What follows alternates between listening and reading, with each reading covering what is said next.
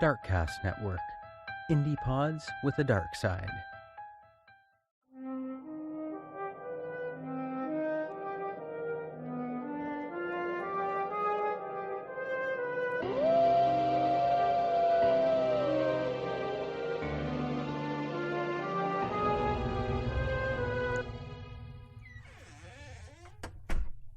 Welcome to Castles and Cryptids, where the castles are haunted and the cryptids are cryptic as fuck. And I'm Alanna. And I'm Kelsey. And I don't know if anyone can hear Pat droning on in the background, but if you can, I can hear my partner downstairs. Okay, I really thought it sounded loud for a minute. Okay. They were watching The Simpsons.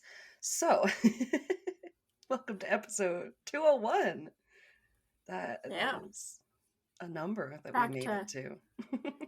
Back to our regular scheduled programming. Back to basics. No. Yeah. Never. We're never basic. Celebration episode? I don't know. I enjoyed it. Even editing it back, it was really fun. And I was laughing at myself, being so stupid and going, it's a Kelsey! It's a Kelsey cryptid! You were just what? Okay, what? Oh, it was great. It was great. And we hope you all did the cryptid quiz with us and had fun doing that. Yeah.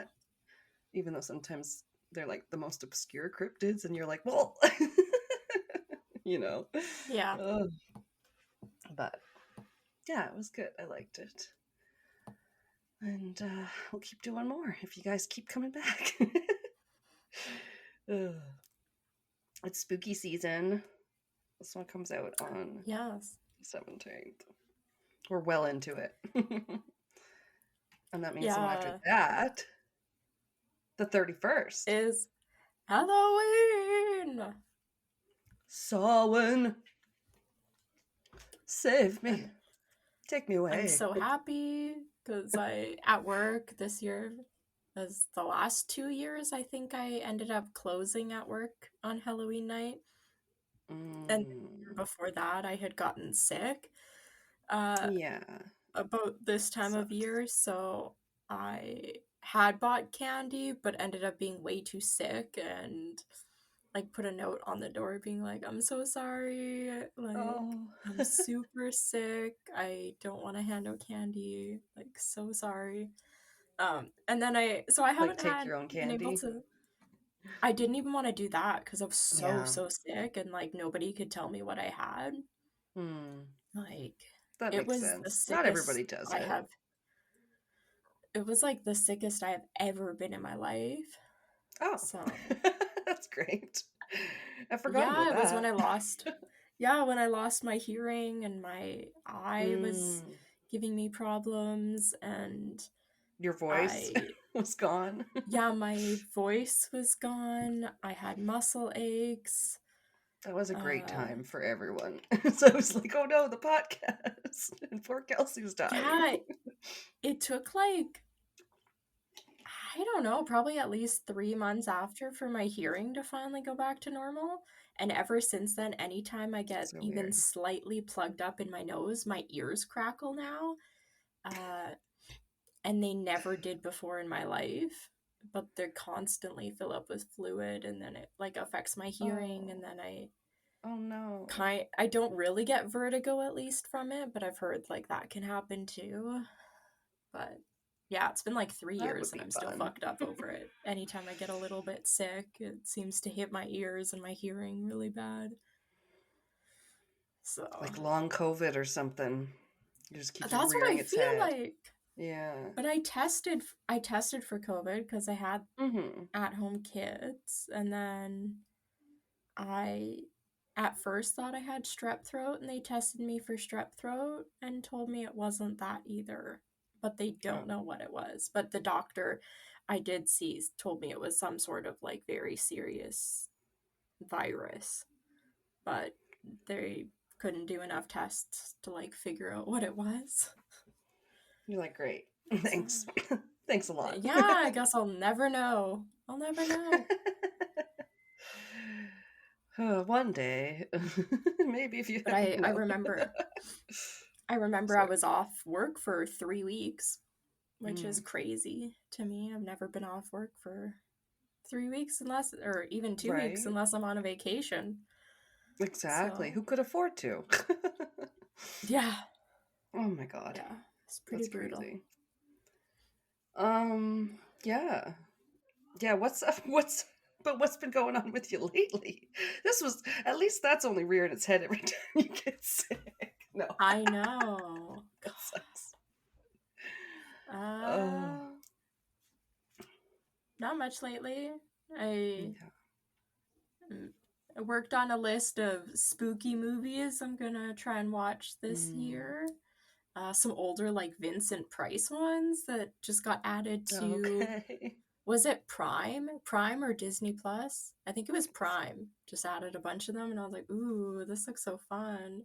That would track for this time of year. I kind of did that, but with some books, like horror books that came out in 2025. Nice. I was like, ooh, okay. Got some from the library. Yeah, that'll be good. Stephen King one, yeah. I forgot all about like his.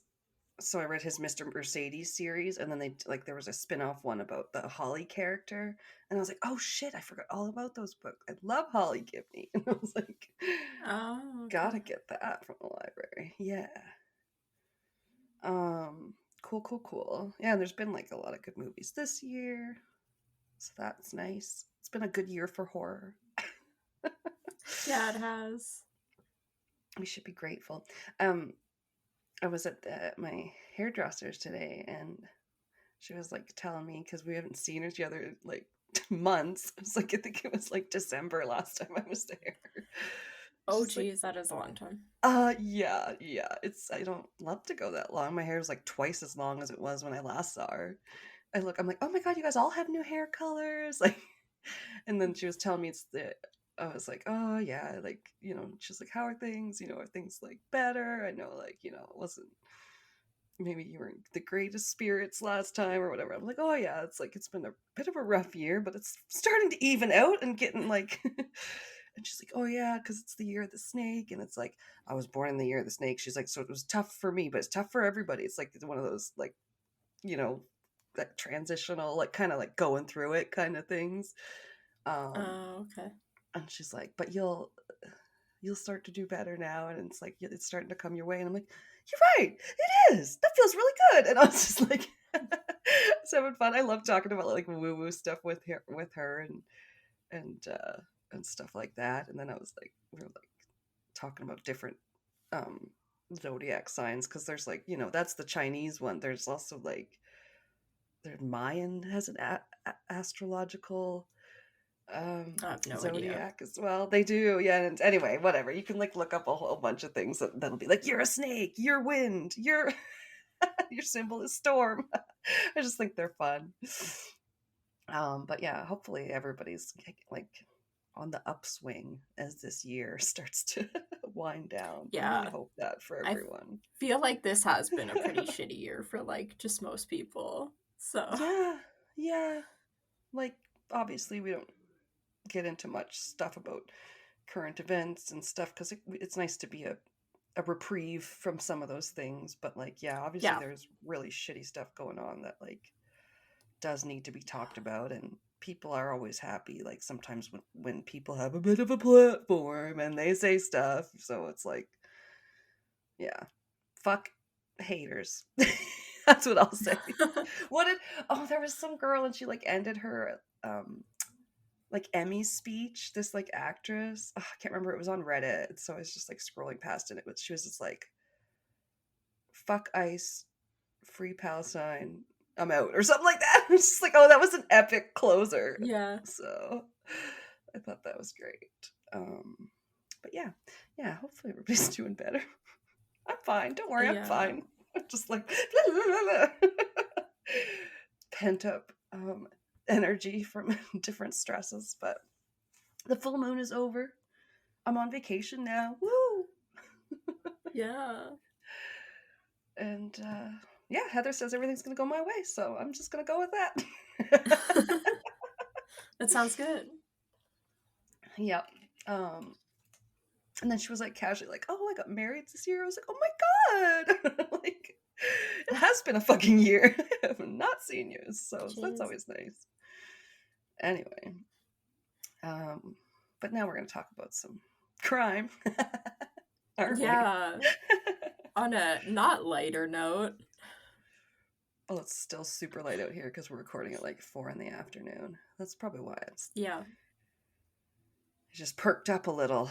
I was really having that like so tired this afternoon. Like, what am I doing? Am I gonna fall asleep? I think it was after my London fog wore off, and you have that like sugar crash. But I'm drinking a dirty chai right now. It's chai with espresso, so that'll keep me somewhat awake. Dirty girl. Yeah. They sell it at Superstore. It's like mixed in the tea bag. I don't know how much espresso it has. I don't really normally feel different, but I just still enjoy a chai from time to time. I used to hit that so hard every time I went to the Starbucks that I kind of like chaied myself out. But got some crystals downstairs that I use sometimes. Crystals. The powder. My mom sent me some that's in powder form, I mean. Jesus Christ. Like an instant. Those are nice. Yeah. It's not bad. It came with a cute little wooden spoon. But I'm just drinking Gatorade. That's so weird. I don't think I've ever drank Gatorade before. Not that you've ever mentioned to me. Well, Pat was teasing me in the car that I can record without drinking, and I was like, I know, shut up. He's like, oh, I just use it as an excuse to go pick up drinks. I'm like, oh, fine, whatever.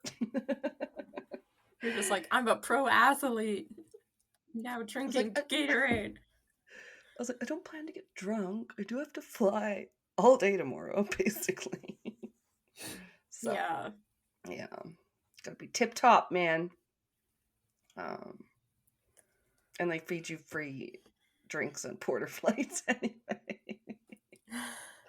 If you want to get a little tipsy. Anyway, so what are you telling me about today? I have the case, or it's a murder. Straight up, not bearing the lead. No, I actually didn't even start with background this time. I'm like, I'm gonna get straight into what happened, and then we'll go back to the background right after. I'll mix it up a little bit.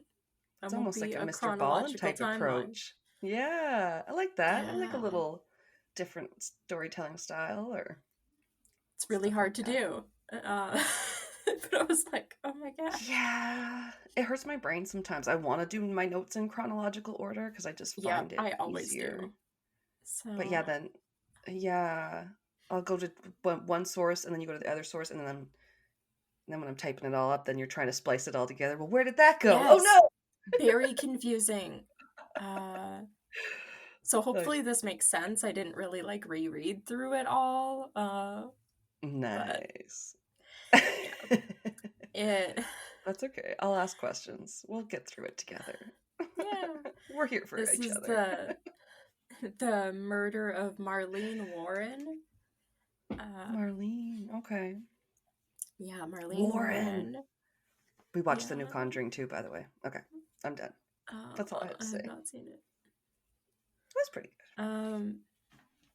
So this was started on Saturday, May 26, 1990, in Wellington, Florida, when 40-year-old Marlene is at home with her adult son, who either went by like Joe. Sorry. Yeah, they're just like having a nice breakfast Saturday morning together. His name either goes by Joe or Joey, depending on like the source I was reading. Okay. And they're enjoying their nice morning breakfast when the doorbell rings. She gets up and goes to the door because Joey had actually broken his leg. So he had like a cast. So he wasn't getting around very well. Okay. So when the doorbell rings, she is like, oh, I'm going to go grab that. And opens it, and there's an unusual sight. There's a clown that's standing on her doorstep. And shit. they're holding flowers and balloons. Okay. Gotta love a clown on your doorstep. Marlene, I guess, remarked how pretty and how nice, like the flowers and balloon looked, before she was shot point blank in the face by the clown. Oh, okay. Yeah. Damn. That was quick. Right? Like, just out of nowhere. Hopefully quick and possibly painless. You know what I mean? As hope possible so. For her. Yeah. The clown, I guess, was wearing a bright orange wig, this big fake red nose, and had a painted on, like, happy face. And Joey, Marlene's son, he, like, heard what happened. He's 21 years old, and he rushed as fast as he could to his mom's side. She had collapsed in the doorway of the house, and the clown, I guess, was still standing there when he, like, came to her side. So he, like, looked at the clown and was like, made eye contact with it and was, like, kind of staring them down, and noted that their eyes were, like, brown and stuff, but with, like, the costume on and the makeup, he couldn't really make out facial features or recognize the person even, or anything like that. Yeah. I'm not sure how elaborate the makeup was, but so not like couldn't really full mask, like not like a face mask. No, it was with face paint. Okay. Yeah, so he's there at his mom's side now, and the clown, I guess, just turned and just, like, walked slowly away, got into a white Chrysler LeBaron that had been parked. It might have even been in their driveway or something. Nothing really said, but it didn't have any license plate on it. And the clown got into that vehicle and drove away. What the hell? Right?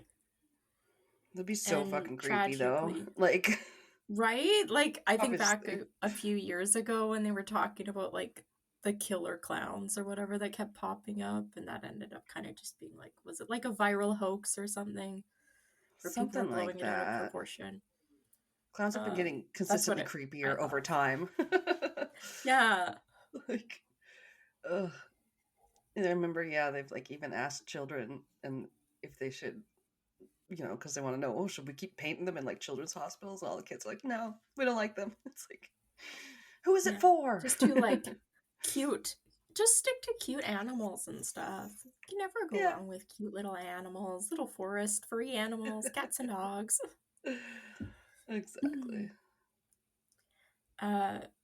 Yeah, so Marlene was put on life support, like rushed to the hospital, put on life support, and I guess died like 2 days later in hospital.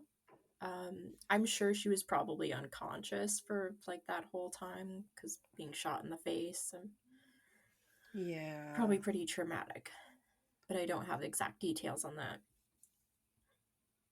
Either way, it's completely horrific. Right? Yeah. So getting into background of like what was going on. What, where, why. Yeah. We'll try and answer those. So Marlene, in one of the sources, was described as a Midwestern girl who had grown up on her grandfather's farm.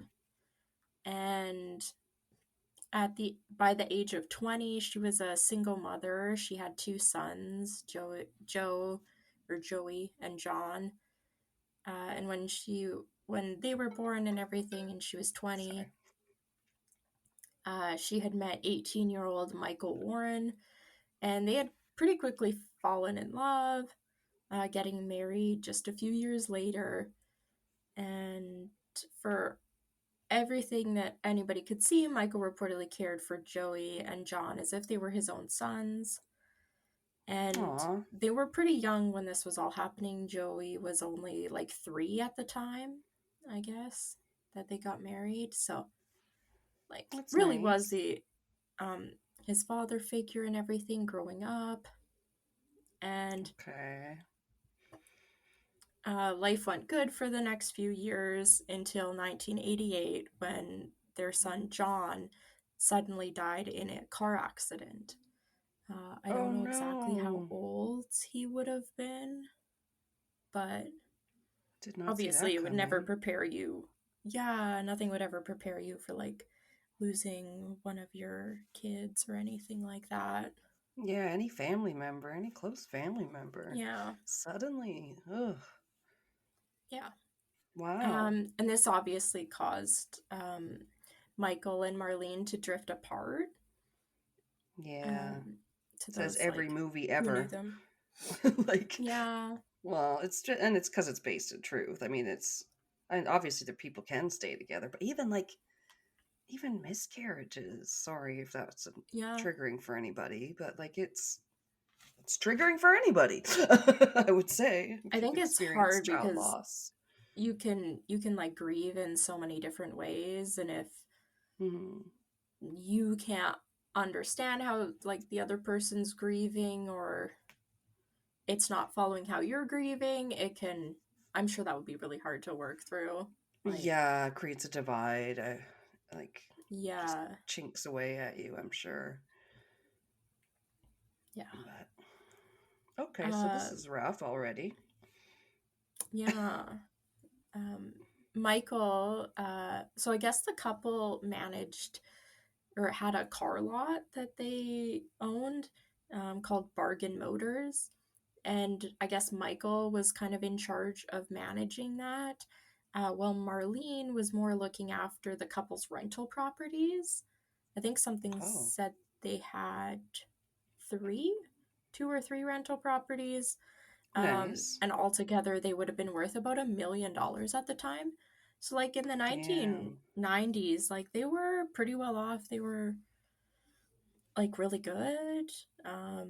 Yeah, nothing like having some mostly passive income that you just get to collect. And that's pretty cool.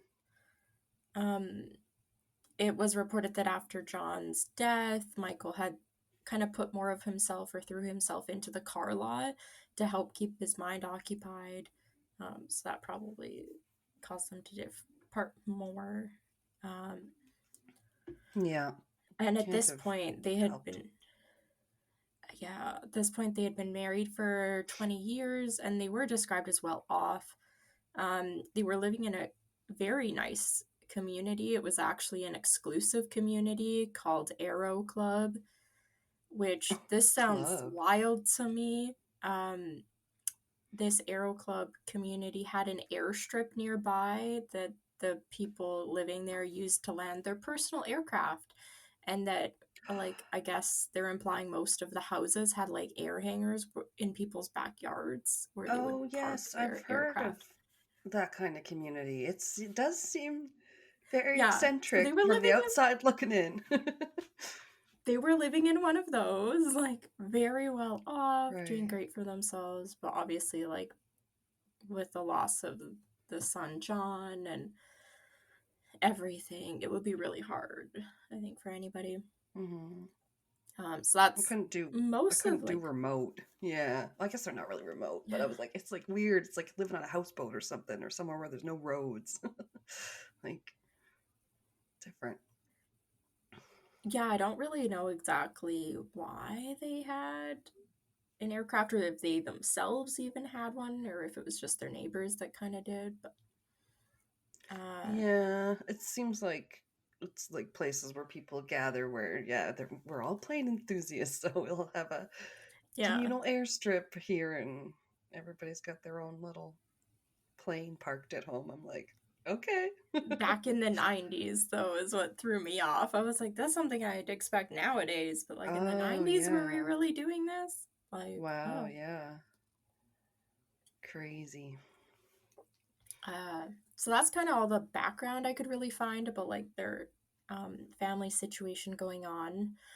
So getting back into after the Marlene's shooting, police kind of cordon off the scene and are trying to gather all the evidence they could. One of the things they figure out is that one of the balloons, obviously they investigate like the balloons that she was given by the clown, because those were right. I kept seeing pictures of them at like kind of like an eating nook or like kind of like bar top area in the kitchen. Okay. From the crime scene photos, but I don't know if they had taken them and put them there and then she went back to the front door before she was shot or what. Don't really know how they ended up so far in the house, but one of the balloons was heart-shaped. Okay, sorry. Yeah.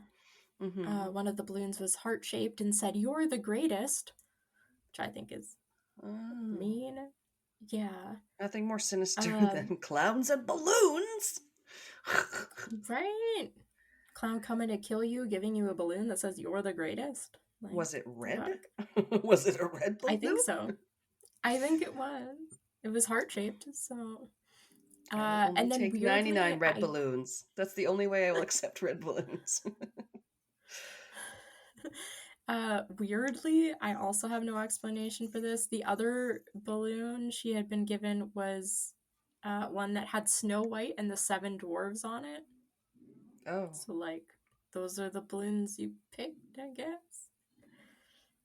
Just weird, odd choice for a murder. The flowers, which were left outside the front door after the shooting, were red and white carnations, and they had been arranged in a nice little basket.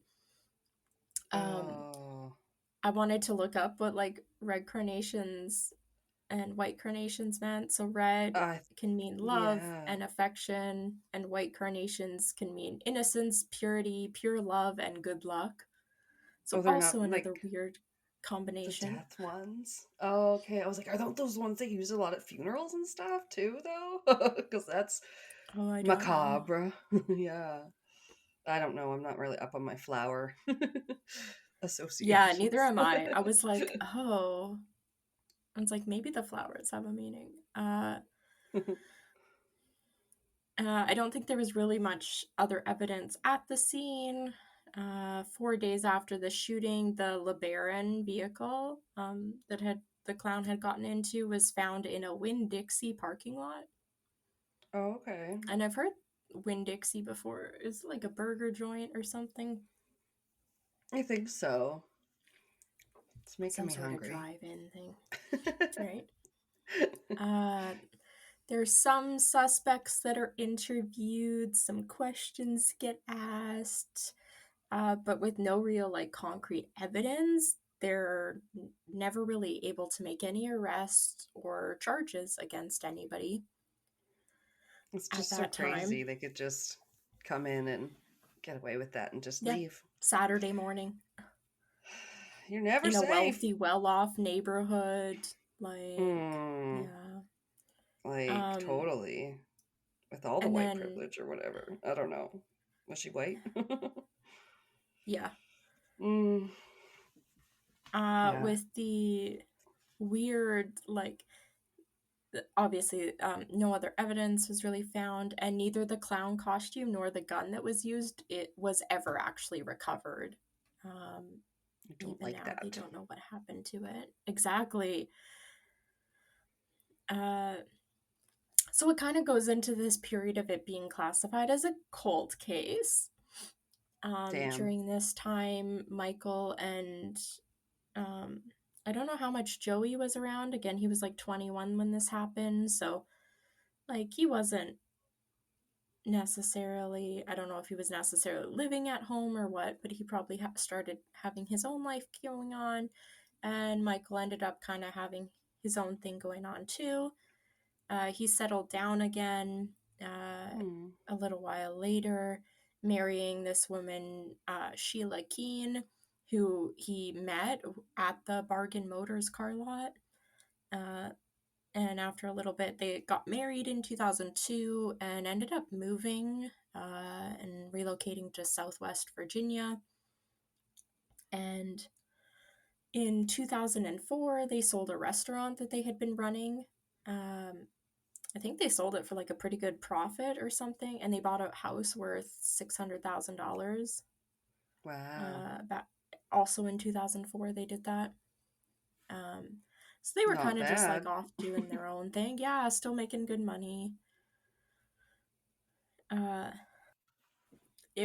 So it's staying kind of a cool case this whole time, when in 2013, investigators kind of start looking back on some of their old cases and decide to rerun some DNA evidence that might have been collected.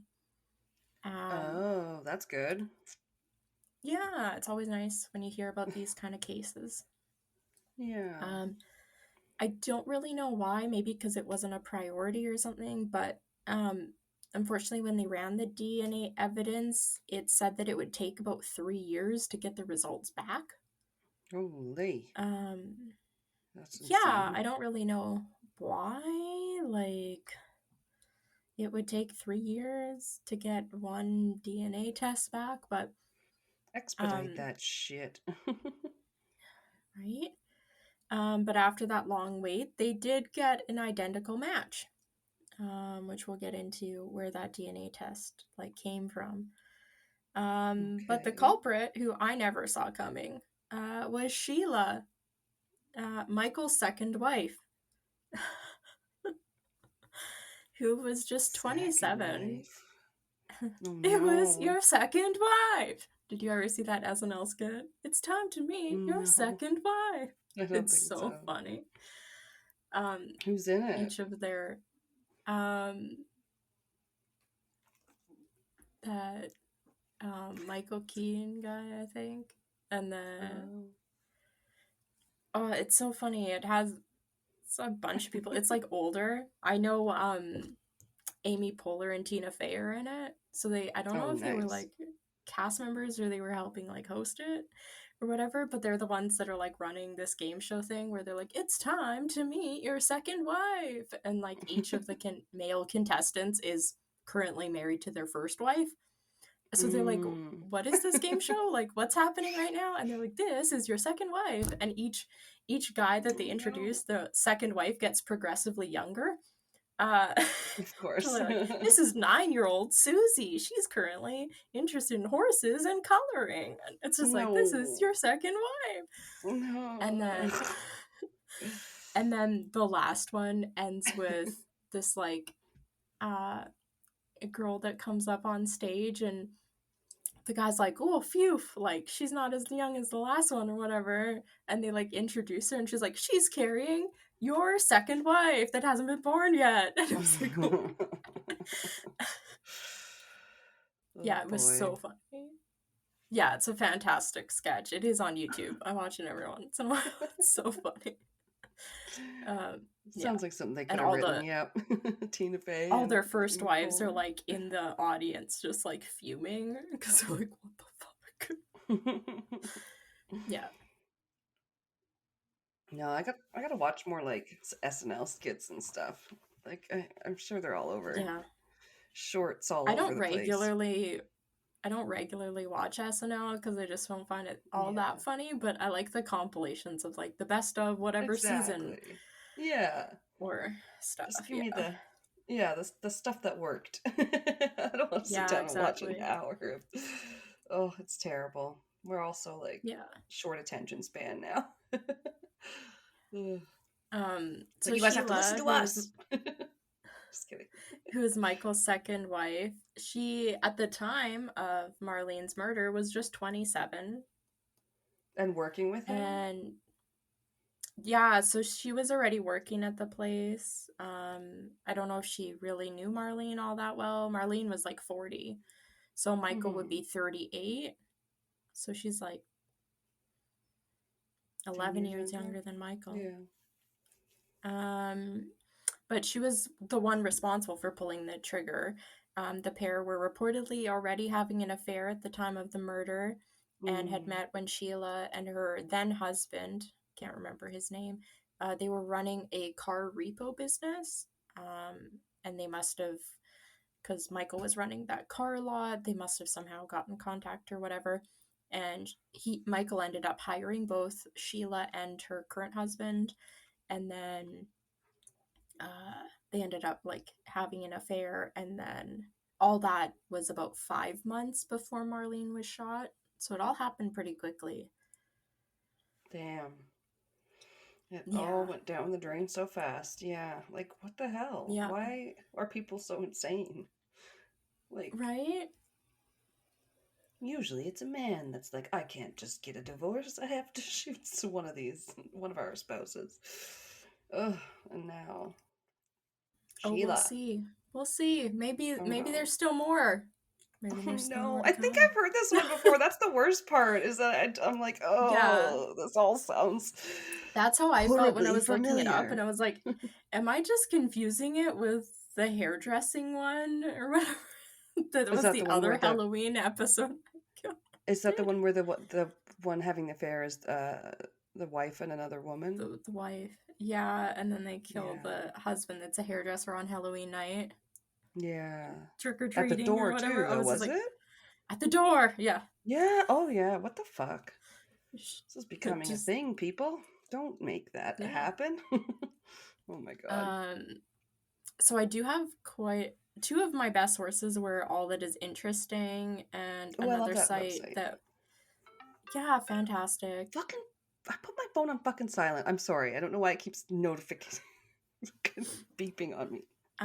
The other source was like the Palm Beach Post, because again, this all happened in Florida. So, but this next Florida bunch of things I had are all from All That Is Interesting. This is kind of like what investigators ended up releasing after that DNA evidence came back, because this wasn't like released to the public before that, about like little bits and pieces of information they may have gathered in their initial investigation. Like they didn't really release that to the public as far as I could tell. But I guess investigators had previously learned about the couple's affair. Co-workers at the auto shop were quick to tell investigators that Michael, the husband, had been having an affair, saying it was no secret that he was a player. They'd leave the doors right open. There was no hiding it. Oh. And according to several of their fellow employees, Sheila became possessive of Mike, though most of the employees believed that Mike was interested in only having a casual sexual affair with her. Oh.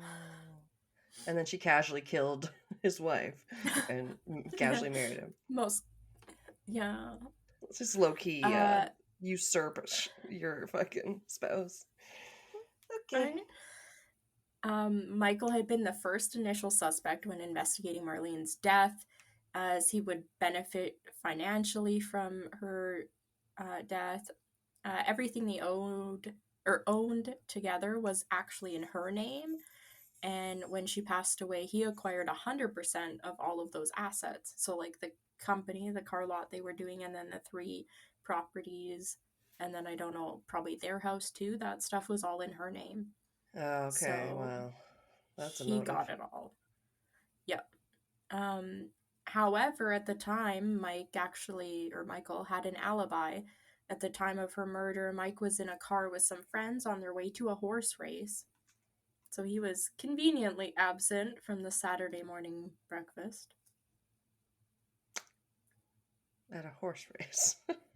Sorry. Mm-hmm. On a Saturday morning horse race. Sure. Don't know if that's something he regularly went to, or maybe just that Saturday morning. Sounds a lot like an alibi. Yeah, how many people can we put into a car and go somewhere public? Yeah, exactly. And then I went home and asked for a receipt as I went through the drive-thru in Wendy's. Yeah. And then I, got pulled over by a cop or something. Just like anything. I waved at a traffic camera. Like something rock solid. I sat in the park and fed the birds for 9 hours. I was on TV at a baseball game. That was then part of Curb Your Enthusiasm. Oh, we gotta cover that one. That's crazy. Okay. That's basically it, but... So both investigators, but investigators soon learned about his relationship with Sheila. Everybody was kind of reporting that they should actually first look at Sheila and not the husband, Michael. That was this assistant state attorney who worked on the case recalls.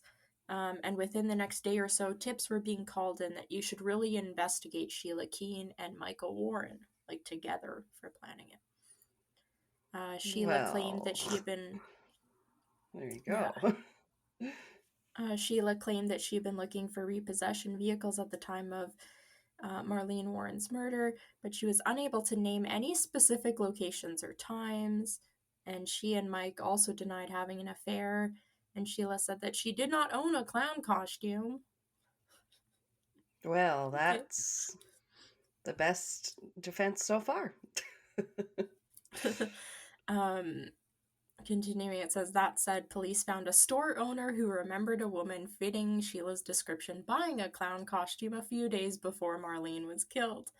And workers at a local supermarket also remembered a woman with long, dark hair buying flowers and balloons like the clown had been carrying. And their descriptions... And they had receipts. Right? And Joey's description of the killer's vehicle also led investigators to find the clown's getaway car. Inside, they found brown hair, which seemed to match Sheila's, and orange fibers that looked like they were from a clown's wig. So that was the DNA that they ended up retesting in 2013, was like a hair that was found in the wig, and then they matched that DNA to Sheila, and it was inside the orange wig, and then they matched the fiber, like the fake hair from the orange wig, into the fake hair of the orange hair that was like found at this shooting scene. So like they linked her to the wig, and then they linked the wig to the scene, and that was how they did it. And it was pretty obviously cut in the car. Yeah, so, pretty open and shut, or whatever you want to call that. Yeah. So just 4 months after Marlene just 4 months after Marlene Warren's murder, Mike Warren was arrested, though not in connection with her death. Police instead raided his car lot, where they found evidence of racketeering and odometer fraud, which was enough to put him behind bars for the next 8 years. Upon his release in 1997, he decided to start a new life. And that's when him and Sheila, started dating again after he got released from prison, and then they got married in 2002. And the murder happened in 1988? 1990. No, 1990. Still, wow. Yeah, so he was in prison for 8 years. Unrelated. These people just suck. I don't know. Yeah. Michael, they got married, and they ended up moving to Tennessee. But people knew Sheila as a blonde woman going by the name of Debbie, but Debbie obviously wasn't her real name, and she wasn't a natural blonde, and Michael's new wife was none other than Sheila Keene. I can't imagine just going by a different name all of a sudden. Yeah, and I don't know where the son Joe or Joey was when all this was going on, because he saw the clown's face. Then you see, and he saw that guy as his dad. Worst of all. Yeah, and you must see pictures of your dad getting quote unquote dad getting remarried and stuff. And I don't know, it's really weird. Yeah, it's possible. It's if you don't live in the same city, then you don't see your parents as often. Yeah. Yeah. When this comes out, I will be hanging with my mom. Woo, right. Shout out. We love you, Ginny. She'll listen to this in 6 months. Sorry. Continuing on, they said here's someone whose wife had been murdered, and he just married the chief suspect. When you combine the fact that the two of them were having an affair, and then later they got married, it did seem like mission accomplished. Could you be any more suspicious? Yeah. Well, in Tennessee, Mike and Sheila opened up a burger restaurant they called the Purple Cow. where rumors about their past swirled. Former employees described Sheila as awful, aggressive, and mean, and they claimed that they had even heard rumors that Debbie had killed Mike's ex-wife. And, oh my God. And Debbie, this is where I got mad. It said Debbie, for her part, wasn't subtle. She even dressed as a clown in the restaurant one year for Halloween. And there's pictures of that. And Debbie is Sheila. So, okay. Yeah. Yeah. So there's pictures of her with her face all painted up like a clown. And they believe she would have done something similar the day of the murder. It's not a great picture, but... Pictures exist, people. Pictures for proof. Right? Just don't do it. Don't do the blackface. I just recently heard that Joan Mitchell did. What's her name? Joni Mitchell. As an old blackface character. They talked about it on a podcast, and then I saw it on the Reddit page for that, and I went, oh my God, it is really bad. Yeah. Oh, what's wrong with people? Anyway. Yeah. The internet can find your embarrassing photos. People. Yeah. Oh no.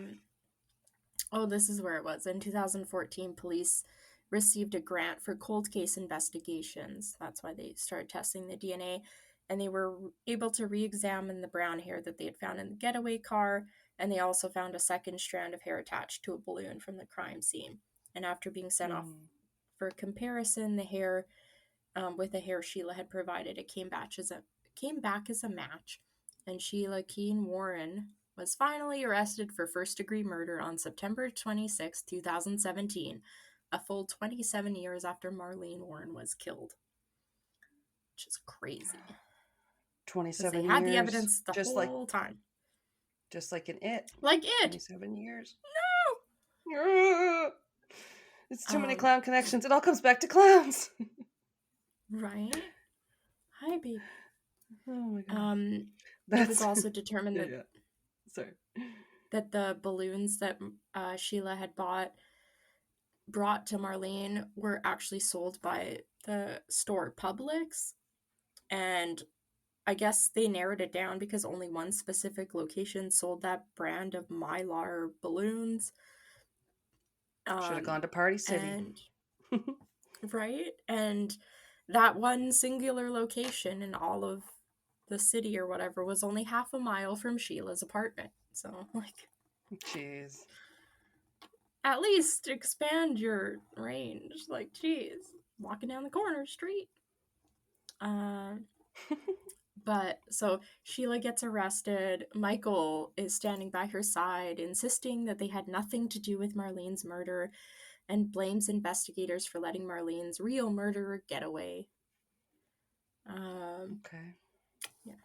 Prosecutors initially sought the death penalty for Sheila, but that was eventually lowered to just life in prison. I mean, not just, but lowered to life in prison. Yeah.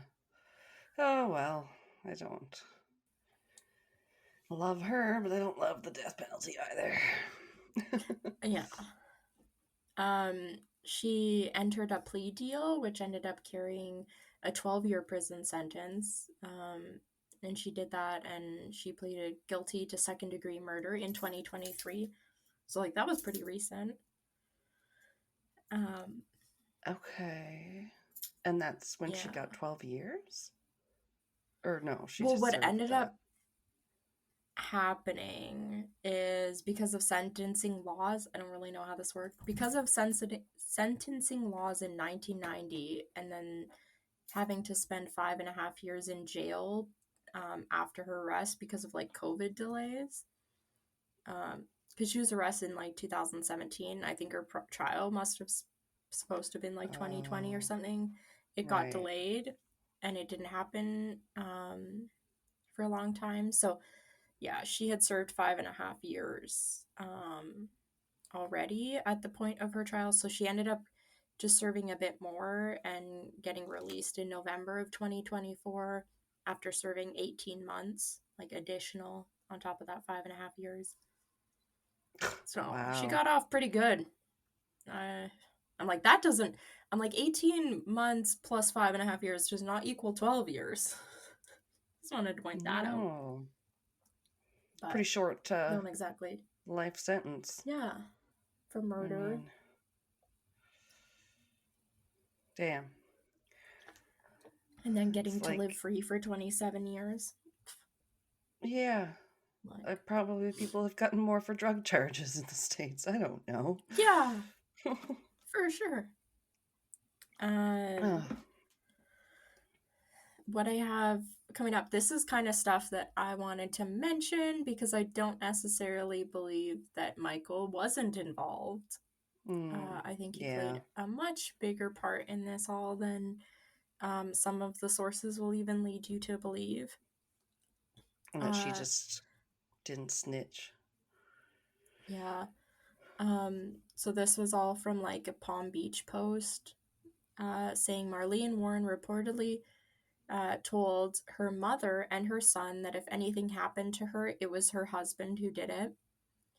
And she said classic line. Times. Yeah, just something you normally say. Yeah. Always like to hear that. Yeah. Michael was on his way to Calder Racetrack in Miami Gardens when the clown came to Marlene's door. Yeah, so he had like created an alibi a year before.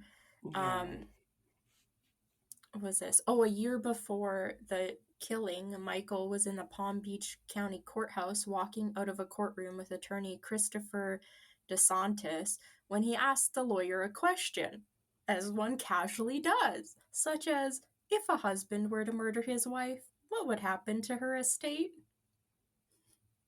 Like, fuck you. Giant eye roll. Okay. Yeah. The lawyers. Yeah, the lawyer says, my first impression was, is this guy nuts? Because why would you ask that question with your wife there? DeSantis told police in 1991. He continued saying, and then I looked around and his wife wasn't there. DeSantis had been representing Marlene's son on a 1986 assault case, and Marlene talked to DeSantis frequently. DeSantis said he always thought that there was no problems with like the Warrens' marriage, so he thought the comments were a little weird. Out of left field. Right? Just, hey, what are you doing Friday? What would happen if somebody murdered their wife? Just wondering. Yeah. LOL. Asking for a friend. Yeah. The attorney figured the question was a curiosity, like a law school question. And in this case, I didn't think this was... it says, in this case, Florida law was peculiar, and DeSantis told Michael Warren, son of a clown murder victim doesn't think... Oh, no, that's like the title of a thing. I don't know why that's sounds like in a here. Well-worded headline. Son of a clown murderer. Yeah, I hated that headline. I mean, isn't no, this is what he says. It's really is an issue of whether a man kills his wife. The question is whether the man is convicted of murdering his wife, because if he's convicted of murdering his wife, he wouldn't inherit. But if he were convicted of a lower charge, he would. And not only that, DeSantis went on, but if he had a friend who did it and they couldn't tie him as an accessory to that friend, he would get away scot-free. So, like, if somebody murdered the wife on his behalf and it couldn't be tied back to him because maybe he had an alibi, then, he would inherit everything. Which is basically what happened. I hate it. It's such a stupid loophole. Attorney DeSantis talked again to police around the time Sheila was arrested back in 2017, saying he remembered telling Michael something else. I don't know if I necessarily believe this or not, but saying a killer dressed as a clown would likely get off because the witness would have a hard time telling whether it was a man or a woman. So, like, how do you prove? That's a very specific statement. Yeah, I don't really understand what the point of that was, because I mean, she'd already been killed at that time, so like, I think he's just trying to point out that like maybe it was a good costume to pick, because if you did it properly, like people couldn't tell if it was a guy or a girl. But I think there's plenty of other costumes that would be a lot better. Not being able Yeah, to tell just somebody's face gender. makeup isn't much of a. Yeah, It's not a full mask. It's not exactly. Yeah. gonna change the shape of your Um, face, and so yeah, so I that. was a little confused by that one. Yeah, I think they're just trying to throw some doubt in there. All you need is some reasonable doubt. Yeah. But We have a little bit more. Back to that All That Is Interesting article saying Sheila insisted that she only accepted that plea deal because she knew she would be released quickly. And Michael, still standing behind her, echoed that statement, saying, "My wife did not commit this crime, and it was difficult to see her plea to a crime that she did not commit, but it wasn't worth the gamble that she would be offered a deal, or sorry, when she would be offered a deal that'll have her home in 16 to 18 months. So they're saying, like, even though right, she took the plea deal, she didn't do it. Uh, Michael himself has never been charged in connection to his wife's death. I find that interesting because. so he still could be technically. No, I don't know. He probably won't. I feel like he is. Yeah. And then for Joe, I think his last name's Aarons. He I guess struggled with alcoholism and drug addiction after his mother's death. And Sheila's, but he says that like Sheila's guilty plea was a relief, saying it was very emotional because that was the end of something so huge that grew for 33 years of his life, and finally it was over and he was relieved. No kidding. But he also, I think that was what that little thing was saying, that was like, son of a clown killer's victim or something. I think he also believes like Michael was somehow involved and that Sheila didn't act alone. Yeah, I don't see how But you could trust your dad the same after that. yeah, exactly. That attorney guy reacted similarly, saying at the end of the day, a guilty plea is a guilty plea. And he said that Sheila Keene Warren will always be an admitted convicted murderer and will wear that stain every day for the rest of her life. And there was, Sure. I didn't have time to watch this. I don't know if it's available anymore, but there was a 3-part documentary called Killer Clown Murder on the Doorstep, which was done by Sundance and AMC Plus. And beat And I around the think it was bush with put on that like title. right. I kept saying like "Murder on the Dance Floor," but I'm not kill the group. I was like, nope. Wonder Murder what on the this one's going to be Doorstep. about. Yeah. Yeah, so I don't know if that's still available to watch. I didn't have time to end up watching it. No, but people could check it out, probably. So yeah, that's good to I know. think it'd be nice if it has more from like family members and everything, Yeah, that makes it like always hit Marlene's, harder for sure. yeah, like Marlene's son and the her mother, who I think was still alive and everything when everything happened. So yeah, That's crazy. right. And I hate it. Did you watch that one Right. about, or called like The American Nightmare or something? About the guy, and he has 2 kids, and he goes or he's from Ireland, and he gets an au pair, and she's American, and they end up getting married and moving back to America. It's a good one. Then Sounds vaguely familiar. he I'm not gets too sure. murdered. Yeah. And then it's all Uh-huh. about like, yeah. Well, that's kind of a spoiler. It's like, I don't know. It's just like she says he's beating her, but then her dad says I came downstairs to help her, and and it was only self-defense, but then like there's all this blood everywhere, and it just doesn't make a lot of sense. And so it's really tragic. Like there's a lot with the kids, from the kids' perspectives, and you can just see how it really affected them. Yeah, like they talk as grown-ups and whatever. So yeah, it's pretty devastating, but it's a good one. Like it's worth a watch. It's yeah. Like, yeah. Can't remember, My American Nightmare or something like that. Yes. Yeah. Okay, well, let's all go watch some horrible documentaries and then something to cleanse the palate. Yeah, and to think I was looking up listicles of nice, funny crimes. I kind of started in that vein too, because I was like, duct tape bandit? Like that they covered in wine and crime. He just like covered his face in duct tape, and that was basically his whole disguise. Yeah.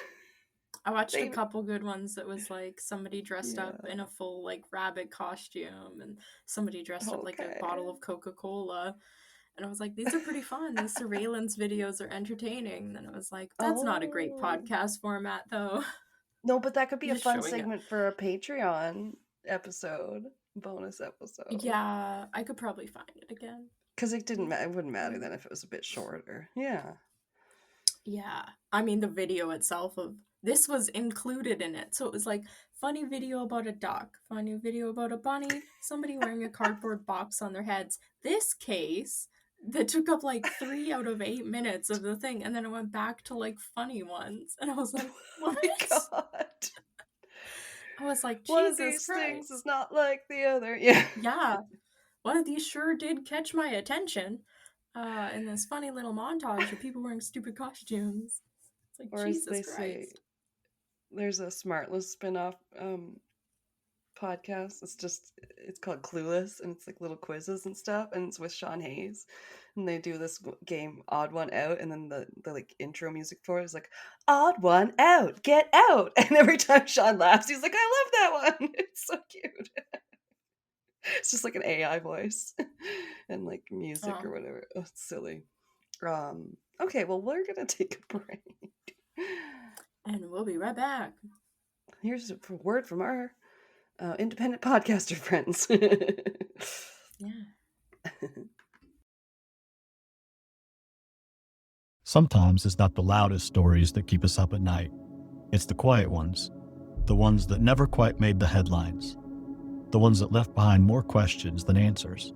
The Final Trace is a true crime podcast about the strange, the unresolved, and the stories that slip through the cracks. From disappearances to mysterious deaths. To cases that were technically solved, but still don't sit right. We dig into the overlooked, the eerie, and the human side of every story. Because even when a case goes cold, there's always something left behind. A clue, a feeling, a final trace. Follow The Final Trace wherever you listen to podcasts, and come find what still lingers in the silence. I'm your host, Hopper Daly, and this is The Final Trace.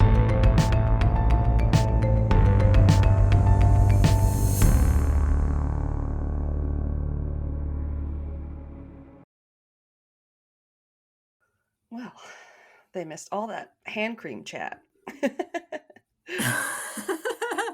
I have one here this is so old. I bought this from like Chapters when I still worked at the West office. Oh, okay. This one's Wild Jasmine and Bluebell, and as you can see, it's still full. Hardly touched. It smells great, though. We were talking about, I got Hemp's brand lip balm, and they have a lovely new hand cream scent too. That's bergamot and warm vanilla, and I said it's basically a London fog. Oh, I love it. But they had I'm like this one, super a caramel apple. The caramel apple one actually kind of smelled like shit. I was like, I'm glad you guys let me smell that one because I wanted to try it. Yeah, but there wasn't any testers. Yeah, and they were like, here, we'll just open it. And then I was like, oh, and the girl's like, yeah, I usually like that one, but I didn't like it this year either. Oh, weird. I can't remember what one it was that me and some other people were like obsessed with. Okay. when I worked sometimes they're really good. It was like the first one I got introduced to. It was watermelon and something, but it smelled so good. It didn't smell like watermelon because I hate like watermelon scented things. Oh, was it the But it was watermelon like coconut? I've had that one. maybe like something Yeah. like that. So good. Yeah. This was forever ago. It was at my first job, so like I don't know, 11, 12 years ago. I had that one at work, and yeah, people would remark upon it that worked near me. It's like, oh yeah, love to have a nice smelling scent. I don't know. Tropical.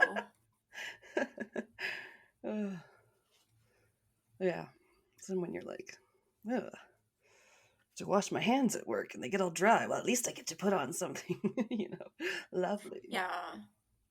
Excuse me. Yeah, especially going into winter, you want to keep your hands moisturized. You end up like one of my old managers, her hands would get all cracked and they would start bleeding. It was so bad. Oh, wow. I mean, come on, you're not like a farmer, but it does get to like minus 40 here, so that actually doesn't surprise me. Like that sucks. Yeah, I'd be like, oh. Moisturize, people. Okay, that took a weird turn. No. It puts the lotion on its skin. Oh my god. Exactly. Yeah, all that to say, they sell a bunch of shit at my salon that I didn't know about. From shampoo to hand cream, and I even saw some lube and like sort of cologne. I don't know. They just had like everything, and then there was like this something kind of mask, and it said something cryo mask, and I was like, "What is this? The future? Cryogenic freezing for my face?" See, I can see that kind of stuff, and like cologne because men one-stop shop. Yeah, and beard anything oil. to make them anything to make them even slightly more hygienic. Yeah. Smell better. They're gonna, hey, would you like to buy this? But lube. Why lube? That's weird. I don't know. I thought it was funny. Yeah, and like, yeah, it's like a nice one. It's Chatters. So they have like everything from that to like hair dryers and stuff too. So it's really, it is kind of a one-stop shop. Yeah, I rather like it. And like, I got all the tea. Yeah. From my favorite lady. So that was nice. Rain was like, I just woke up. I'm hungry. She was like monosyllabic. But Heather understands. She's got kids of her own. Yeah. And then we fed Rain and she perked right up. So you're not you when you're hungry. Eat a Snickers or whatever. I know. I had a big lunch of fog, and then I didn't hardly eat anything, but those are full of calories, so that's probably why. You know how you like drink a big coffee or something, or a latte, like it really fills you up quite a bit. I think it's all like the cream or dairy and stuff in it too doesn't help. Right? People are like, I don't eat a lot, and then they like are like a lot of calories, and then you're like drinking like a freaking milkshake basically made of coffee, like a frappuccino, and they're like, that's what I said to somebody, because I can't remember what I was talking to them about, and I was like, other than like iced coffee, which I put some sugar and like milk and stuff in, I don't drink a lot of other types of drinks, so I was like, I'm trying not to like just drink my calories every single day. Like, yeah, save some of that for the alcohol, at least. If it's not iced coffee, I'm normally just drinking tea or water, like, depending on the temperature outside. Yeah, sometimes I'm conscious, like, you had a big lunch and fog. Maybe don't have anything to drink tonight or whatever. Yeah, because it does add up. And I'm trying to get rid of some of this fat in my face. Oh, anyway. Okay, so we get to talk about something a little less murdery now, so that's fun. Okay. Yeah. Switching things up. Yeah, we're going to talk about a dude called William Slick Willie Sutton. Nickname. And I'm calling him a master of disguise. Okay. Yeah. Yeah, I was like looking up lists and stuff, and it varied from like, best disguises in history, even though I looked up I thought I looked up worst or weirdest or something, and then it's like, yeah, horse. You're like, well, okay, but maybe not so much that. And like, I don't know, like people dressing up as like men to be like soldiers in the Civil War, like women. Yeah, I ran across stuff like that too. So I kept being like, we're strange costumes worn to commit crimes and stuff.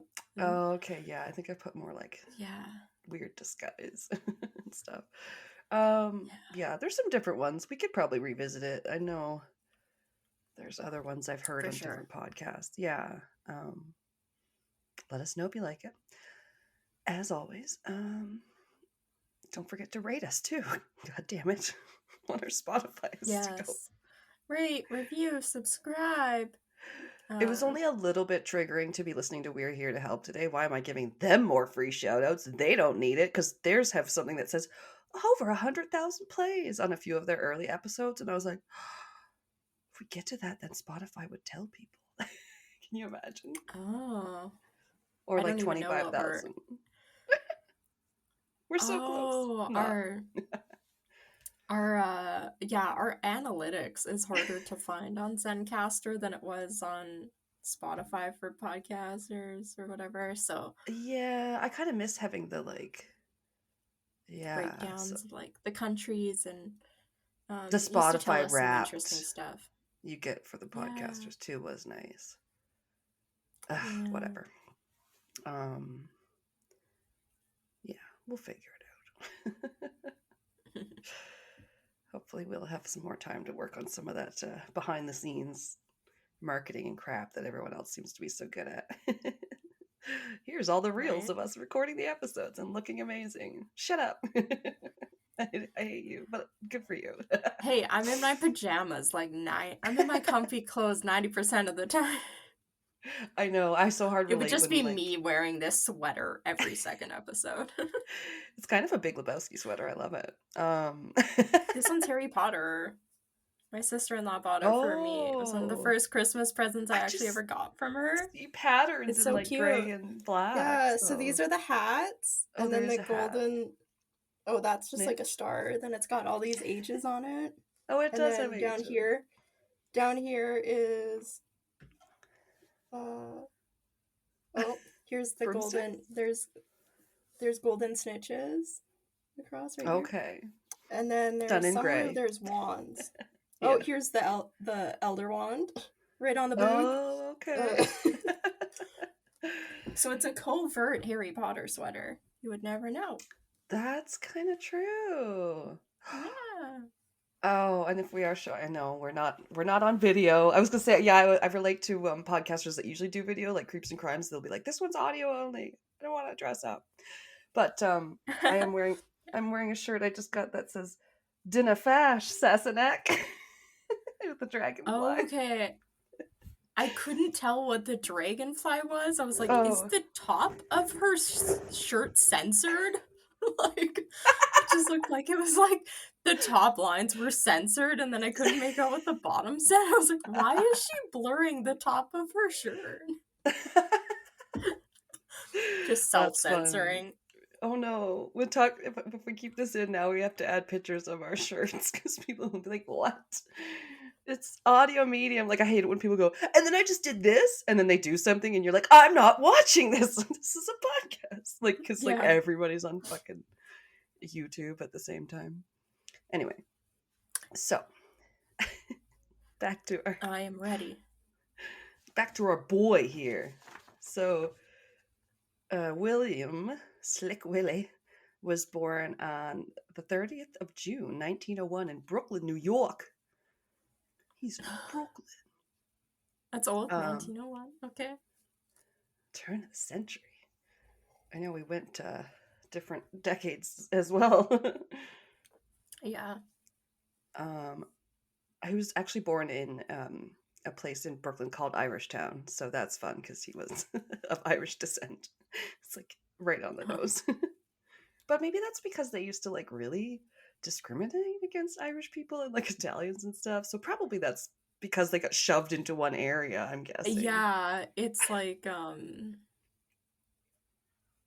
whenever there's like people are like, oh yeah, this is like the Chinatown, and I'm like, but is this a good thing? Like, right. I'm like, hopefully now we're leaning into it, yeah, because like, oh, I loved living near little yeah, Chinatown. Here we lived near in Edmonton, yeah, but yeah, not I'm like, great. oh, And yeah, sometimes I'm reading the historical books and I come across something and they're like talking about how at the time there was like well, they called it racism because like the British people or whoever would be like, no, the Irish are like a grosser race and like they have yeah, babies as fast as rats do, and then and that's where we got the term for like Irish twins, because they were saying that like they'd be pregnant for 9 months, be not for 2 months, and then be pregnant for 9 months again, because apparently that's how rats do it, but in weeks. And I'm just like, oh, I never realized like how racist the origin of that term was. Like, I just say it without thinking, like, oh yeah, Irish twins, and then you're like, oh, okay. Yep. Like those things we gotta think about now, looking back. Yeah. Okay. So with that out of the way, he was the fourth of 5 kids. So yeah, I think he did have a few siblings, possibly even in quick succession. I don't know. But it said his mom was Irish.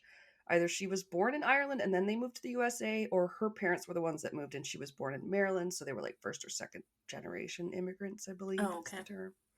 Yeah. So pretty damn Irish still. He left school after 8th grade to get a job, which is probably not that uncommon at the time. And no, not for 1900s. Yeah. Yeah. Probably gotta go work like in the mines or something. I'm a child. I yearn for the mines. From the Minecraft movie. Oh, so good, you guys. Jack Black and what's his face?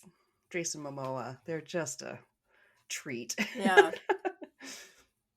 I love how they got really close together during that filming, and I think one of them knitted the other matching sweaters. It was like this bromance. Well, I feel like Jason Momoa probably doesn't have a lot of people that want to like goof off with him, like, they seem to like have a kid like serious movies and like action movies and those kind of things. So it's nice to get to be like goofy cornball with somebody. True. I think he even talked about that a little bit on he was recently on like Smartless, and because he got called the Khal Drogo on Game of Thrones, and so then I think he got those types of roles, like very serious. Didn't have to play around much or talk much even. Yeah, that too. Just sat there looking good. I'm watching one of the YouTube channels. I'm watching they just started reacting to Game of Thrones. And I was like, damn, I think I only ever rewatched the first season, and then other than that, I've only ever seen most of the episode was once. So I was okay, saying like sit down and watch it. And that's one thing I noticed. I was like, oh, this is the 6th episode, and he's had like no lines. I was like, oh no, he just said his first line in the 6th episode. Damn. Like, true. Or at least that's how it felt. I do love the first seasons. The first few seasons are so good. Okay. Anyway. Oh yeah, so he got many little jobs for short periods of time, including like a clerk, a driller, and a gardener. Just miscellaneous, I suppose. Just whatever just odd jobs. Yeah, who knows. But his longest job at the at the time was only 18 months long, so he couldn't really seem to hold down a job. But still somehow managed to get married in 1929 to a Louise Ludeman. But even though they had a daughter together named Jeannie, she did leave him after he went to prison for the first time. Oh no. Okay. I mean, yeah. Going to prison's not great. He's a big fan of the Robin. Likes to rob. Oh, okay. Yeah. So that's what, he's not a killer though. Oh, okay. Yeah. I would be totally different too. So, like... I think he just wants a little money and a little fun. But we'll get into it. He's got some quotes and stuff. He did remarry eventually, or I guess that's about 4 years later, to an Olga Kowalska. I'm not sure how long that one lasted. Yeah. Honestly, not a lot of sources on this guy, if I'm being honest. Oh, okay. So, yeah, that happens. Yeah. Relied heavily on Wikipedia and one from like FBI.gov. So that one damn. Yeah. was interesting. That one's always... It had a lot. I've used that as a source sometimes when somebody is on like an FBI wanted list or something. Exactly. You're like, damn, getting information straight from the FBI. Straight from the gov's mouth. Yeah. So he was kind of that era where he's like more known as the sort of the gentleman robber that's not prone to violence. Yeah. Known to be quite polite by reputation. Also very well dressed. Yeah, I'll have to try and find some. I didn't see a ton of pictures of him all dressed up, but it's the time where everybody's wearing them hats and looking good. Yeah. Even their everyday clothes is better than our Sunday best. Yeah. One witness at a bank robbery of Willie's said it was like going to the movies, only the usher had a gun in his hand. Okay. I mean, okay. Sounds like he wasn't scared. Yeah, I was just gonna say, it sounds like the threat of violence was not being felt by the general public. Yeah, he wants them to fear how much they love him, a la Michael Scott. No. Yeah. And then there was a description of him that started, quote, a little bright-eyed guy, just 5'7", and always talking, chain-smoking cigarettes with Bill Durham tobacco. Shoot, that was from... Oh, sorry, I should have prefaced this. This is a quote. It was a quote from a mafioso named Donald Francos. So Francos stated also that Sutton dispensed mounds of legal advice to any convict willing to listen. He's a lawyer too now. Okay. Way to go. I don't know. Yeah. Was it good legal advice? Doesn't say. Yeah. Inmates considered Sutton a, quote, wise old head in the prison population. When incarcerated at the Tombs, which was a nickname for the Manhattan House of Detention, I guess, he did not have to worry about assault because mafia friends protected him. So that's nice. Nice. In conversation with Donald Francos, he would sadly reminisce about the 1920s and 30s when he was most active in, this is later on obviously, active in robbing banks, and would always tell fellow convicts that in his opinion, during the days of Al Capone and Lucky Luciano, the criminals were the bloodiest. Gangsters from the time period and many incarcerated organized crime inmates enjoyed having Sutton for companionship. He was witty and nonviolent. And Francos declared that Sutton made legendary bank thieves Jesse James and John Dillinger seem like amateurs. And that's the whole quote. Oh, really? Oh, going after John Dillinger. It was like shots fired, eh? Except not, because he doesn't like to shoot.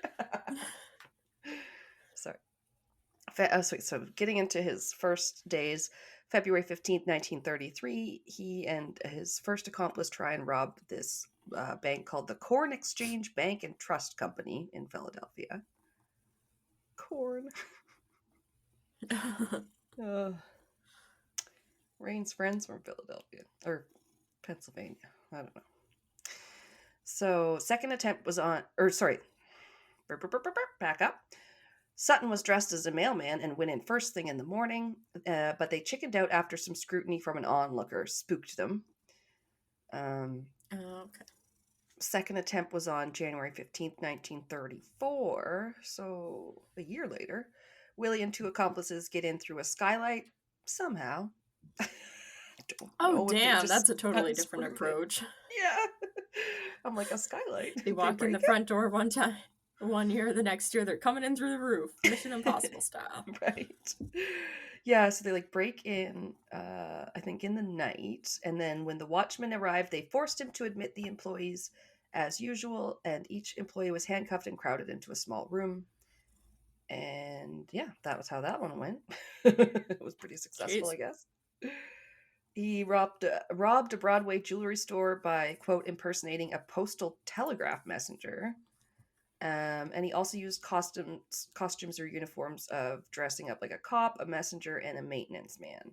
So he did like to do that to get in. Classics. I mean, people don't question it, right? Yeah. Like, you got like a clipboard and stuff. And I mean, so you're wearing I don't know, they call it a boiler suit in Britain. Just like a jumpsuit. Whatever. Yeah. He did love to carry around some guns. He had an affinity for Thompson machine guns and pistols. And he had this quote. It said, "You can't rob a bank on charm and personality," he once observed. In an interview in the Reader's Digest published shortly before his death, Sutton was asked if the guns that he used in his robberies were loaded. He responded that he never carried a loaded gun because somebody might get hurt. Damn. And nobody ever called his bluff?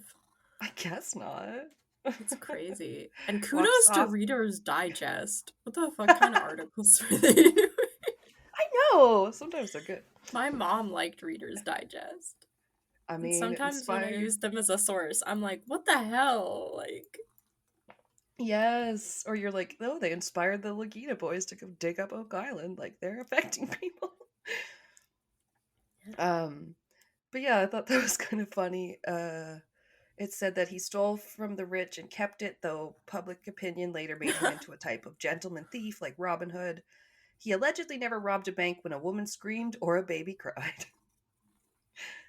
Oh. It sounds like he's taking on like legend status to me. Yeah, I don't think that's true that no women are like, ah! Ever. He's like, well, I'm out. Sorry to... Pardon me, ma'am. Have a nice day. Like, oh, that's the only strike one. Woman crying. I'm out. Yeah. But like, oh, it does remind me too of, we did watch the adaptation about the Stockholm bank that got robbed. That was starring Skarsgård there. It himself, yeah. Pennywise himself. Yeah, Bill Skarsgård. And there was a lot of sex, but it was good. It was really funny as Clark. I don't know. He was just like banging some chick, and then like her mom was there, and then he was like banging the mom. I was just like, okay. There was a lot of like, it was because there was some backstory about him growing up and stuff like that. And okay, I was gonna say I don't remember that from your case.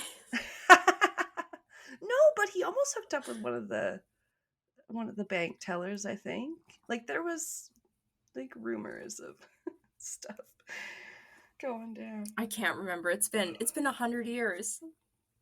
I know. Everybody go re-listen to the episode that we covered that in.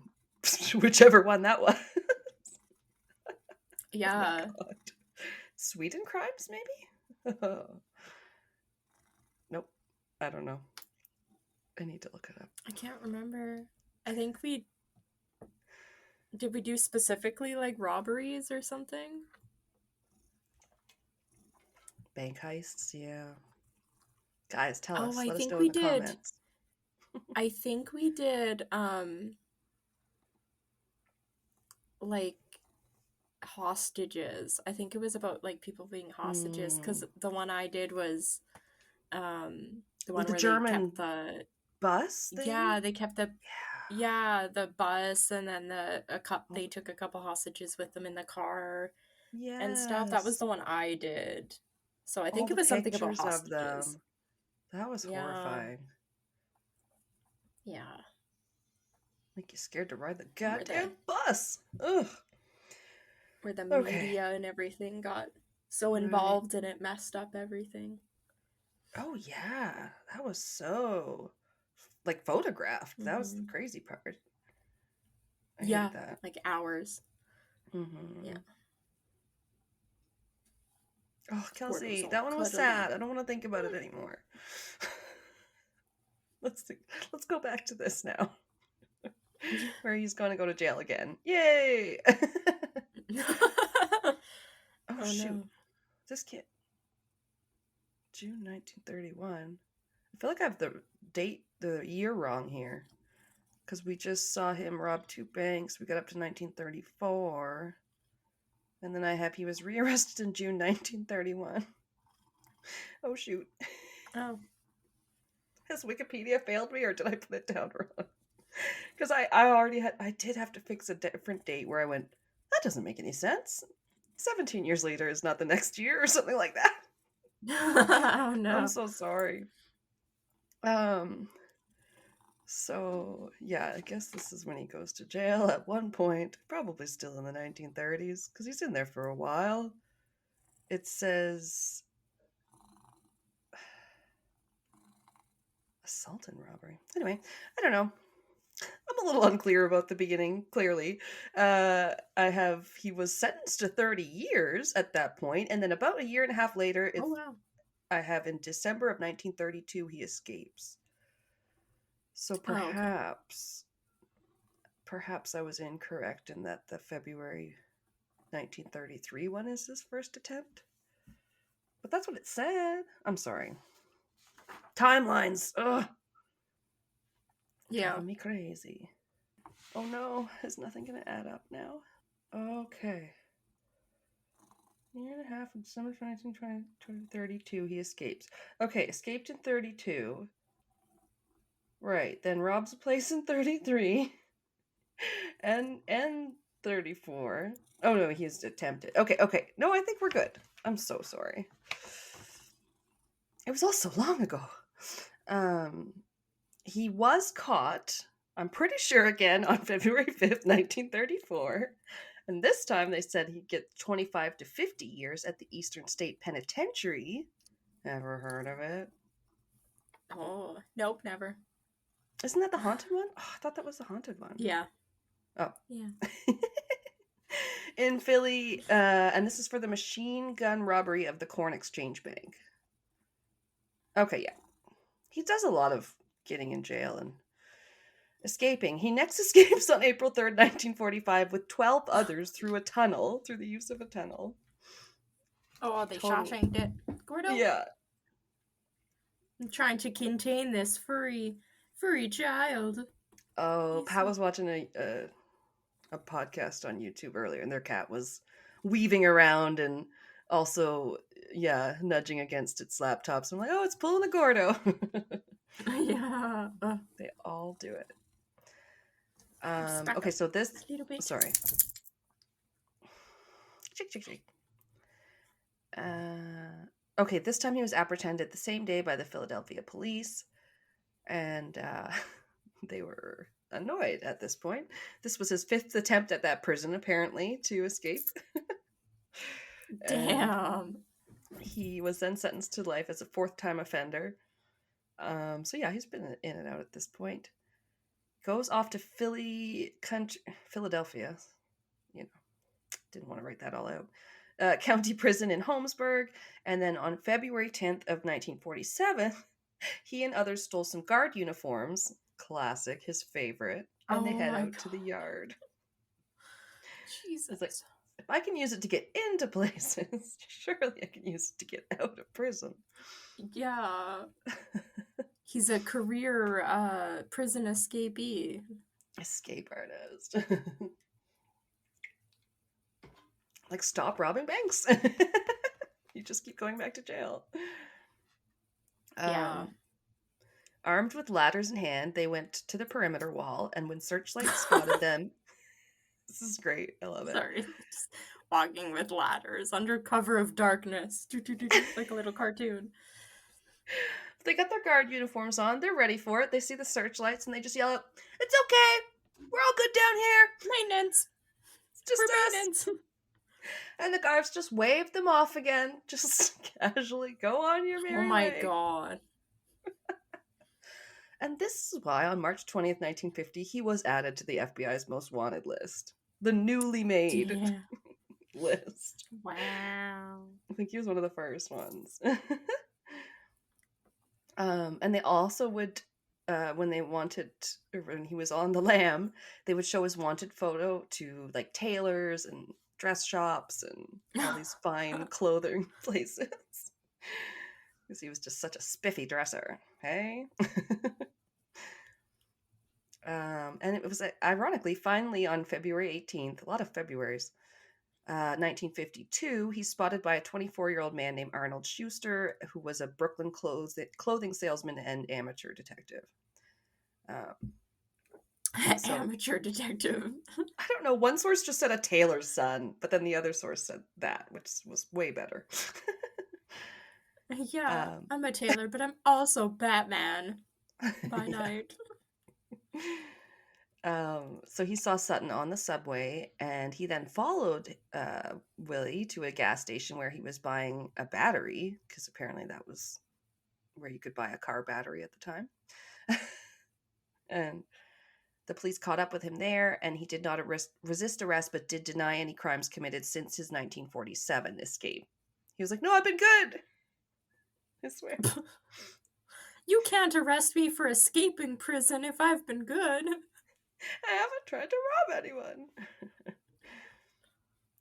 They said he was owing 1 life sentence plus 105 years. Yeah, I was gonna say he must have been sentenced to 100 years by now. And he's not going to get out after 5 in 18 months. No. Yeah. Ugh. No, in fact, at this point, they have a trial in Queens County Court where they slap on 30 more years. So they were like, that's not good enough. That's meaningless at this point, if he just escapes again. I know. Or as long as we can hold him. Yeah. But instead, this time he spends his time writing a book in jail, a book called I, William. Published that. Will I Am? No. Yeah. And just as an aside to mention that his other nickname was the Actor for all his different roles he played. Oh, really? That's funny. Yeah. He's a chameleon. Okay, so 17 years after that, they overturn his 2 life sentences and the 105 years due to good behavior, and this, I guess, is because he's also ill with emphysema, and he needed surgery on his leg arteries. Oh. I don't know. So, December 24th, 1969, the 68-year-old Sutton is released from Attica State Prison. And when he heard that he was getting released, he responded, "Thank you, Your Honor, God bless you," and wept as he was led out of the court building. He's too old to escape prison now. Yeah. He's just like, yeah, I just want to live. But next year, he does an ad for a New Britain, Connecticut bank and trust companies photo credit card program. I know he does like a commercial for this bank. What? Which, there's the only other details is in this quote that talks about his life after prison. After his release, Sutton delivered lectures on prison reform and consulted with banks on theft deterrent techniques. He made a television commercial for New Britain Bank and Trust Company in Connecticut for their credit card with picture identification on it. So it's a pretty new technology at the time, maybe.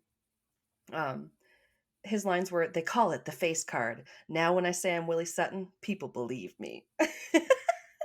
That was such good advertising. That's so funny. That's like a level of that guy. Well, now they're calling into question whether or not he actually did these crimes. The guy that Catch Me If You Can, that guy. I can't remember his name, but he was like... That's based off, yeah. Yeah, now they're like a lot of people are saying he might have been exaggerating a lot of the crimes and stuff he's claiming. And stuff, but I feel like that of like going to work with like the government or going to work with like the people you were ripping off.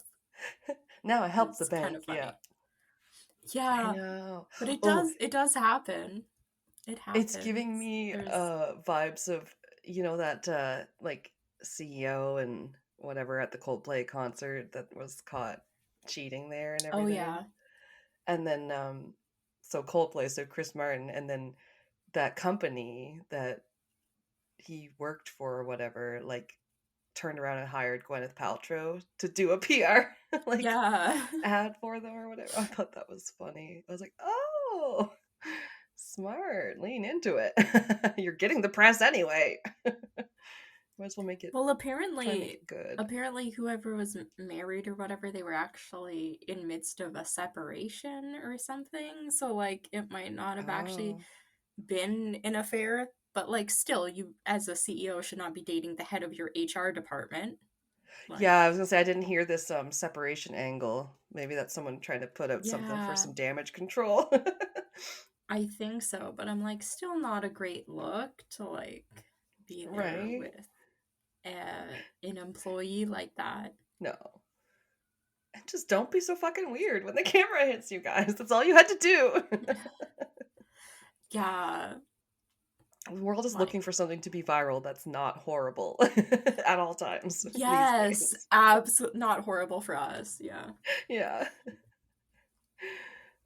Yeah, I need to look at more seal compilation videos like somebody sent into Sinisterhood, which was like seals flopping around and doing silly stuff. It's just like, fix your algorithm. Hilarious. Make it funny animal videos instead of tragic world news or something.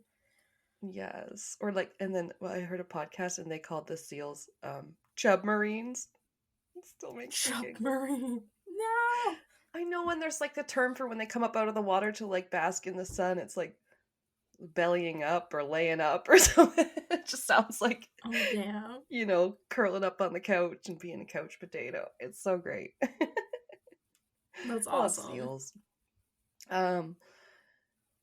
Okay, so he did die November 2nd, 1980, in Spring Hill, Florida. We ended up in Florida. Oh no. Connection. Florida man. He was 79. But his legacy lives on. So this is kind of fun fact. He has a law named after him that's used in medicine education.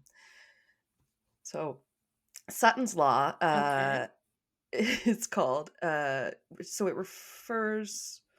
Yes, okay, so it refers to when he was supposedly asked by a reporter why he robbed banks. He replied, allegedly, because that's where the money is.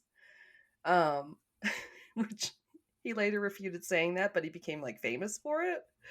So it said, the quote evolved into Sutton's Law, which is often invoked to medical students as a metaphor for emphasizing the most likely diagnosis rather than wasting time and money investigating every conceivable possibility. So kind of like Murphy's Law. Like the simplest explanation is the correct one, I guess.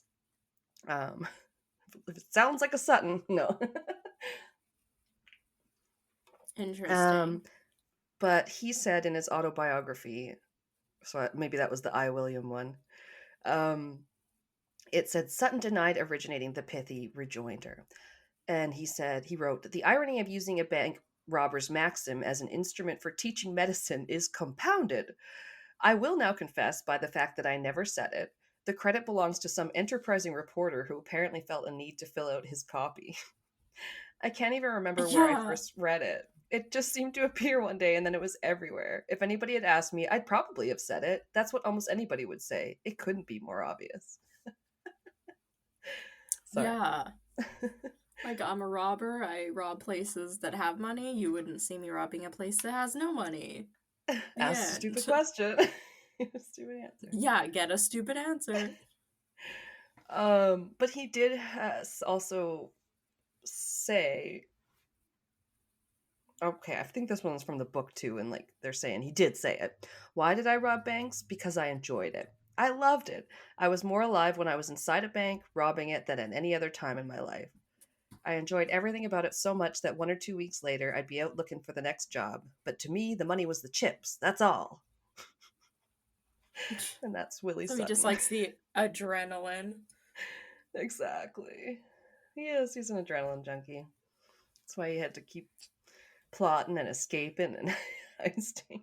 Yeah. Oh, yeah, I thought he was fun. Yeah. Not too bad. Yeah, when you get 2 nicknames. Well, that's all I got. That was fun. Hopefully you guys enjoyed it. Yes. Not so much yours, but it was a good story. Yeah. It's like, I retract my statement. Yes, we didn't. You found it interesting. Oh, it is. It is an interesting case. Like, wow. And then next time we are moving on to Perfectly Paranormal for Halloween. Spooky stories. Yeah, I mean spooky stories. So some creepy stories, whatever we find, run across to share for Halloween. Keep it a little easier. If anyone wants to send any, castlesandcryptids@gmail.com. Send them on in. If you have creepy ghost story, if you have a story brush with true you crime, really like. Anything I love listener stories. I'll hear them on other podcasts, and sometimes it's just like someone thinks they, maybe got a sign from a loved one that's passed, and just stuff like that. It doesn't have to be anything like you think you heard a Bigfoot, because I bet we all wish we had a story like that, but probably no. Sleep paralysis, we did have that one listener story on our 150th.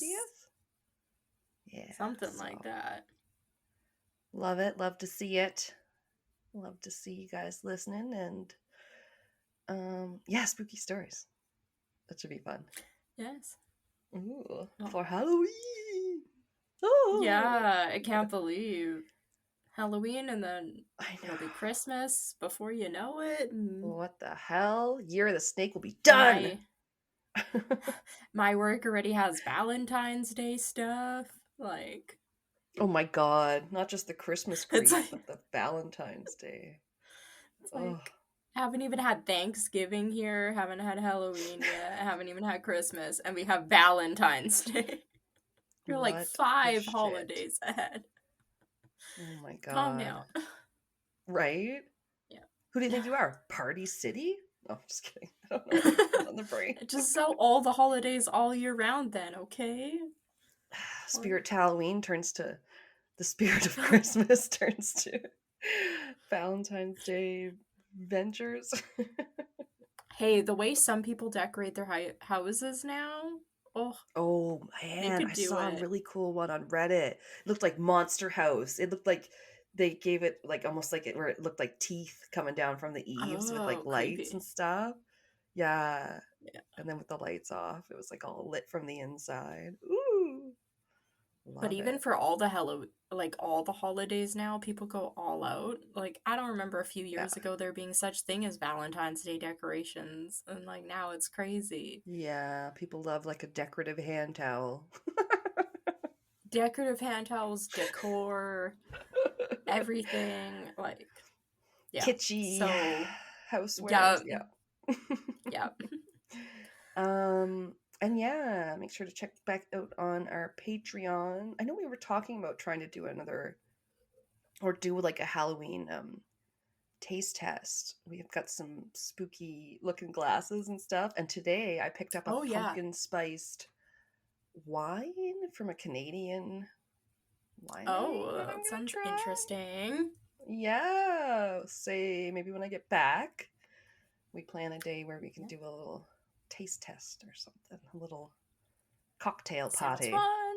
Yeah, maybe some snacks or whatever. Watch a scary movie. That would be nice. Sounds good. Well, till next time, keep it cryptic. Keep it cryptic. I was like, is she Keep gonna say it spookily cryptic. Creep it cryptic. Oh, Creep it cryptic. That's really hard to say. It is actually. Oh my god. Cryptic keep it. Crypt keeper. Tales from the. All right. Bye-bye.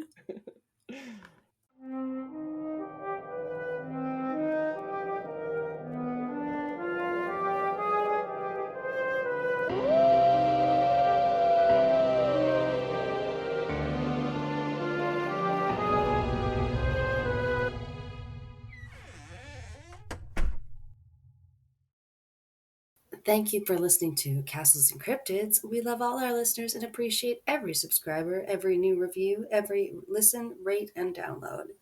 Our music is by Kobe Off Air, and our cover art is by Antonio Garcia. We are also a proud member of Darkcast Network, where you can find the best and spookiest of all indie podcasts. Follow us on social media, where we are at Castles and Cryptids on mostly all of the things, now including TikTok. Check out our bonus content on Patreon, cryptid clashes, video minisodes of your hosts making asses of themselves, Ask Me Anything, quizzes, other special episodes, and more.